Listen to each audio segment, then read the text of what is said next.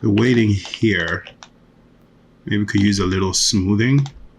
I remember how much work was done over here. That has to now be redone. Something is still causing problems here. But in this instance, whatever is causing an issue here,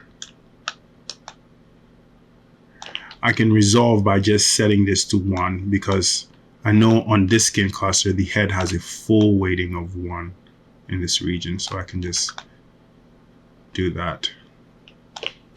And here, I think this should be fine. Let me go to build pose. This is a build pose for the head. I'll go to build pose for the body and run a mirror on my main skin cluster. And go apply. And take a look at this jaw. Yeah, it's a significantly better result. Yeah, not bad at all. One thing I do want to show before we move on is how much of a magnificent job Advanced Skeleton did with the inside of the mouth. So if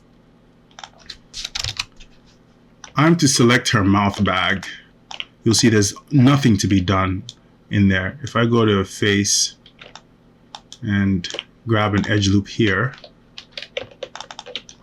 and grow my selection, I hit 4. You see how deep the mouth bag is in to the neck? That is one thing I might have to resolve shortly. Actually, we'll move there shortly. But if I grab the entire mouth bag and I isolate it, and I go to the weight painting tool,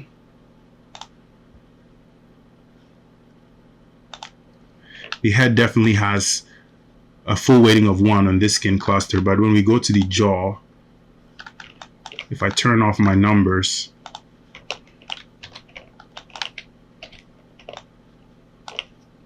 let me show this again.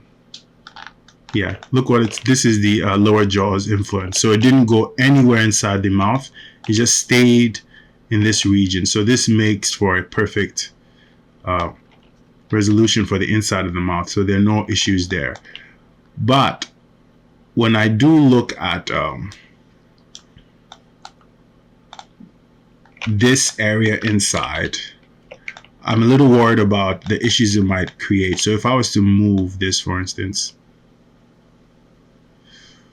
well, there might be no need for me to worry, because even in a pose like this extreme, the inside of the mouth never penetrates the neck. I thought that I would have to skin this part of it to the neck, but it doesn't look like it. Even if I go in the opposite direction, it never penetrates the neck. There's no scenario. Well, there is a scenario.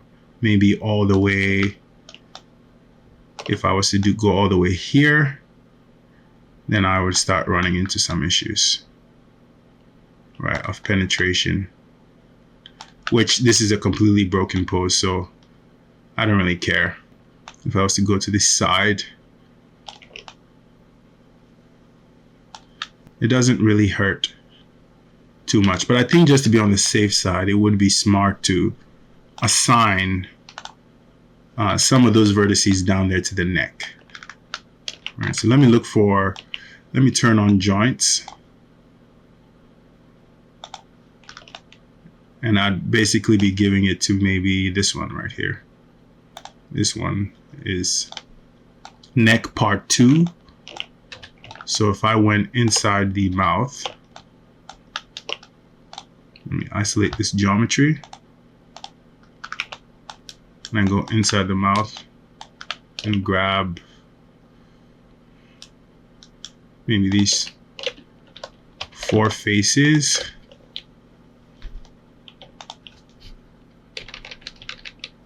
And grow my selection. Actually, I wouldn't even have to do that. I could just select this part here. It doesn't have to be a perfect selection, just that.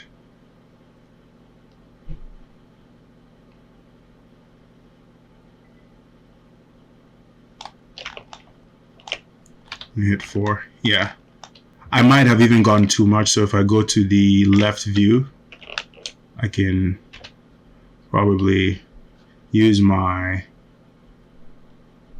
lasso selection to deselect some of it. Yeah, and then just give this part of it to the neck part 2. Right, so if I select that, go to the weight paint tool, go to the main skin cluster, and go neck part 2, and just flood it with a value of 1. Go back into perspective, and just to polish it so I get a nice smooth transition, I'll just grab some of the mouth, isolate it, and just do a smooth flooding of particular region. Yeah, I have that. So if I was to just select maybe these vertices, just to smooth it out, I would go in here, grab that, go smooth, and just flood, just so I have a nice transition. All right, so that way, if I come back here and I start moving this head, yeah, that always moves with the neck, and there's a very unlikely that there'll ever be any penetration because it's always going to stay inside the neck, that part of the mouth bag. Yeah, it's a lot better solution because something like this would have eventually caused a problem. So it just stays in the esophagus, and that's good. I do want to point something out. You notice how these joints stay behind. It might alarm you, but don't let it alarm you. This is how the multi-cluster system works. For some reason, the joints stay behind, but it doesn't break the rig in any way. The first time I saw it, I was a little worried. But anytime you use multi-clusters, even when we go to do our custom skin controls, you put them on a separate multi-skin cluster. When you start to move, you'll see that joint stay behind, and it's perfectly fine. So don't think there's an error. All the joints that came by the way of the multi-skin cluster, the other layers will just not move. They'll stay put. The next problem is one that you probably saw flipping out whilst I was moving the head. So if I was to move the head forward, look what's happening to the eye sockets. Right, this is very weird behavior, and you can probably guess where it's coming from. If you remember, somewhere up here when I was building the face, I checked this eye socket control. I said add a control for the skin area inside the eye, and I even mentioned that I hope that it doesn't break anything, and it looks like it's not working properly. So this is something that probably has to be fixed in an update or something, unless there's something that I'm missing. But yeah, it shouldn't behave this way. So I am going to take that weighting away from it. It does have two joints which are translating properly with the head. So they are moving. These two joints are where they're supposed to be. But this makes me feel like it's some type of, the way that geometry is transforming is some type of deformation order issue. It's the only cause I can think of right now that would cause them to extend like this. And looking at the deformation order of the skin clusters, there's nothing particularly wrong here. The way they are stacked, like everything seems to be stacked okay. We'll come back to this. There's some important things down the line where we definitely need this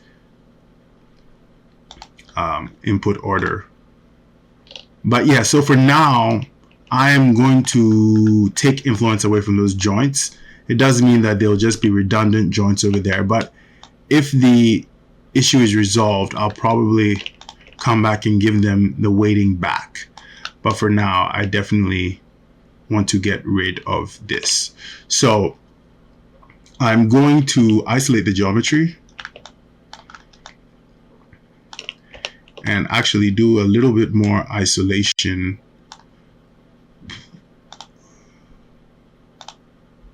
like so I can really see the impacted areas. Yeah, it's a lot. So I'm going to grab this, go into my weight painting tool, go to the, that's them right there, and that's their influence. And very clearly the only things that are causing the problem. So I'm going to grab these vertices and grow my selection until I get to the last problem row, which is this one. And I'm just going to flood with 0 for now.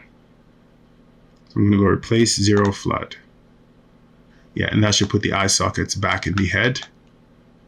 And like I said, if I figure out what's happening, we can come back and reweight these points back to these eye socket controls if it even created them. I don't know if it even successfully created them because I can't see them anywhere.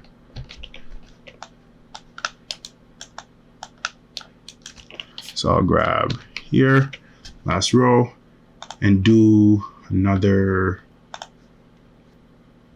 flood. Okay, so the eye sockets are back in the head and this thing is fixed.